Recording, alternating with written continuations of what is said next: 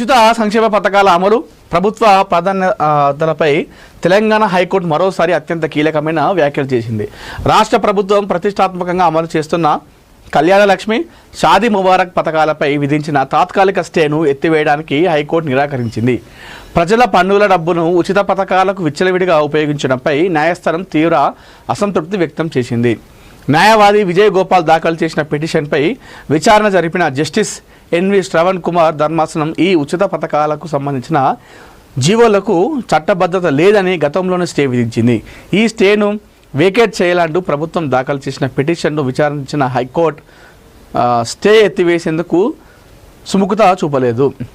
విచారణ సందర్భంగా ధర్మాసనం స్పందిస్తూ ఉచిత పథకాల వల్ల ప్రజాధనం భారీగా వృధా అవుతుంది అని వ్యాఖ్యానించింది. ప్రజల నుంచి వసూలు చేసే పన్నుల సొమ్మును ఉత్పాదక రంగాలకు కాకుండా కేవలం ఉచిత పథకాలకే దారబోయడం సరికాదని అభిప్రాయపడింది. పెన్షన్లు, భూ నిర్వాసితుల పరిహారంపై ధర్మాసనం ఆందోళన వ్యక్తం చేసింది. ప్రభుత్వ ప్రాధాన్యతలను ప్రశ్నిస్తూ హైకోర్టు పలు కీలక అంశాలను లేవనెత్తింది. ఉద్యోగులు, పెన్షనర్ల ఇబ్బందులు, పదవి విరమణ చేసిన ఎంతోమంది ఉద్యోగులకు సకాలంలో జీతాలు, పెన్షన్లు, రిటైర్మెంట్ బెనిఫిట్స్ అందడం లేదని, ఇందుకోసం వారు కోర్టులను ఆశ్రయించాల్సి వస్తుందని కోర్టు గుర్తు చేసింది.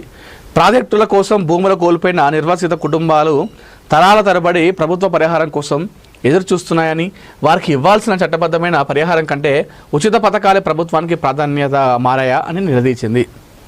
సెప్టెంబర్ 9 వరకు నిలిచిపోయిన నిధులు ప్రభుత్వ అభ్యర్థనను తోసిపుచ్చుతూ ఈ పథకాలకు సంబంధించిన నిధుల పంపిణీపై విధించిన స్టేను కోర్టు పొడిగించింది.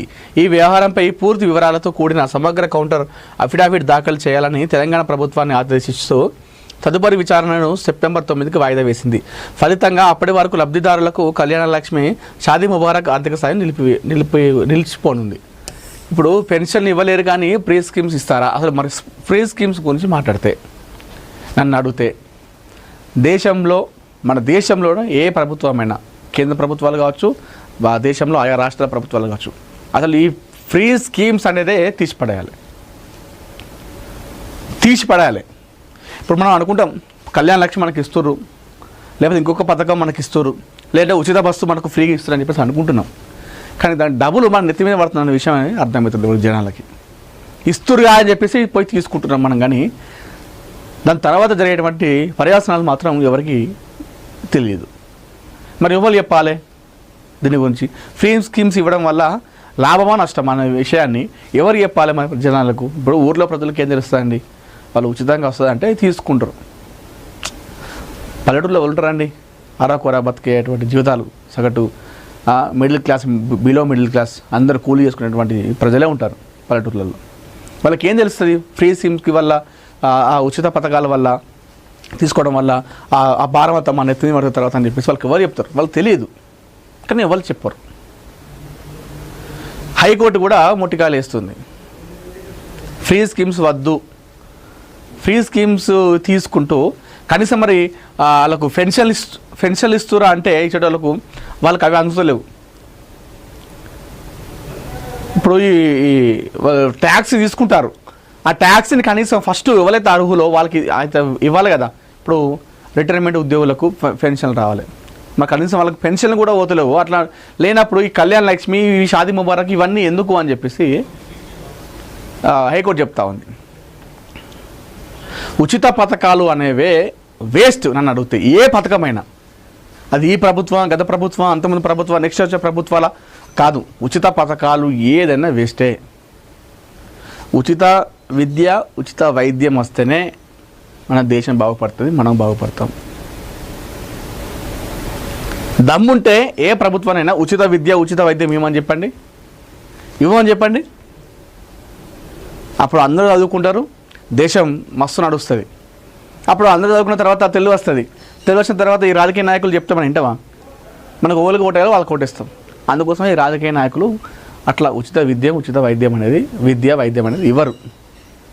అది ఇస్తే వాళ్ళకే మైనస్ అవుతుంది. కాబట్టి బర్రెలు, గొర్రెలు ఇవన్నీ వారికి ఇచ్చే బదులు ఉచిత విద్య, ఉచిత వైద్యం లక్షలు పెడతారు హాస్పిటల్లో. అయినా ఎవరు నయం అవుతలేదు, చనిపోయిన వాళ్ళు చాలామంది లక్షలు పెట్టి. అట్లా ఉచిత వైద్యం పెట్టు, ఉచిత విద్య పెట్టుర్రి, ఏ ప్రభుత్వాలైనా, ఒక్క ప్రభుత్వాన్ని కానీ అనేది అవి ఉచితాలు ఇస్తేనే అంత సెట్ అవుతుంది. ఇప్పుడైతే కొంచెం సీరియస్ అయింది. స్టే ఎత్తివేతకు నిరాకరించింది హైకోర్టు. పెన్షన్లు ఇవ్వడానికి పైసలు లేవు కానీ మీ దగ్గర షాదీ ముబారక్ కళ్యాణ లక్ష్మికి అంటే ఉచిత ప్రజల నుండి వచ్చేటువంటి ట్యాక్స్ పైసలు మొత్తం కూడా వృధా అవుతున్నాయని చెప్పేసి ధర్మాసనం చెప్తా ఉంది. విరాళాల దోపిడీకి రామమందిర ట్రస్ట్ సరిపోలేదా? పీఎం కేర్స్ నిధిపై ఖర్గే కీలక ప్రశ్నలు. నిధిలో 8,452 కోట్ల నిధులపై ఆరా.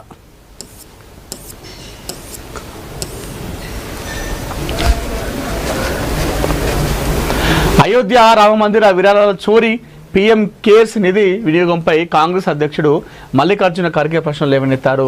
పీఎం కేర్స్ నిధి, రామమందిర ట్రస్ట్ రెండు ప్రధాని మోడీ పర్యవేక్షణలోనే ప్రకటించాయని, రెండింటికి విరాళాలు అందుతాయని ఆయన తెలిపారు. పీఎం కేర్స్ ట్రస్ట్లో 2024-2025 ఆర్థిక సంవత్సరానికి సంబంధించిన నివేదికను ప్రస్తావిస్తూ జవాబుదారీతనాన్ని డిమాండ్ చేశారు. ఆ ఏడాదిలో కేవలం 87.85 లక్షలు మాత్రమే ఖర్చు కాగా నిధిలో సుమారు 8,452 కోట్ల ముగింపు నిల్వ ఉందని ఆయన పేర్కొన్నారు. 2024-25లో జరిగిన ఖర్చు నిధి ముగింపు నిల్వలో కేవలం 0.001% మాత్రమేనని ఖర్గే ఎక్స్ వేదికగా ఆరోపించారు. అత్యవసర పరిస్థితుల కోసం ఏర్పాటు చేసిన నిధిలో 1,000 కోట్ల రూపాయలు ఎందుకు మొలుగుతున్నాయని ఆయన ప్రశ్నించారు. ప్రజా జవాబుదారీతనం లేని ప్రభుత్వ వ్యవస్థన విరాళాల దోపిడీకి ఒక రామమందిర ట్రస్ట్ సరిపోలేదా అన్నట్టుగా ఉంది. గుర్తుంచుకోండి మోడీ, మీరే పీఎం కేర్స్ నిధిని, రామమందిర ట్రస్టును ప్రకటించారు. మీ పర్యవేక్షణలోనే రెండింటికి విరాళాలు అందుతున్నాయి అని అన్నారు. 2024-25 ఆర్థిక సంవత్సరం ముగిస్తే సమయానికి పీఎం కేర్స్ నిధిలో 8,452 కోట్ల నిల్వ ఉందని ఖర్గే వెల్లడించారు. ఈ క్రమంలోనే నిధికి సంబంధించిన జవాబుదారీ విధానాలపై కూడా ఆయన ప్రశ్నలు లేవనెత్తారు. ఇది సమాచార హక్కు చట్టం పరిధిలోకి రాదని, కాగ్ ఆడిట్ లేదా పార్లమెంటరీ జవాబుదారీతనానికి లోబడి లేదని ఆయన ఆరోపించారు. 2024-25లో నిధి నిల్వలో చాలా తక్కువ భాగం మాత్రమే ఖర్చయినప్పటికీ అత్యవసర నిధిలో 1,000 కోట్లు ఎందుకు పోగు చేస్తున్నారని, దాని వెనుక ఉన్న కారణం ఏంటని ఖర్గే ప్రశ్నించారు. ఇప్పుడు ఎవరైనా సరే వాళ్ళకు వాళ్ళే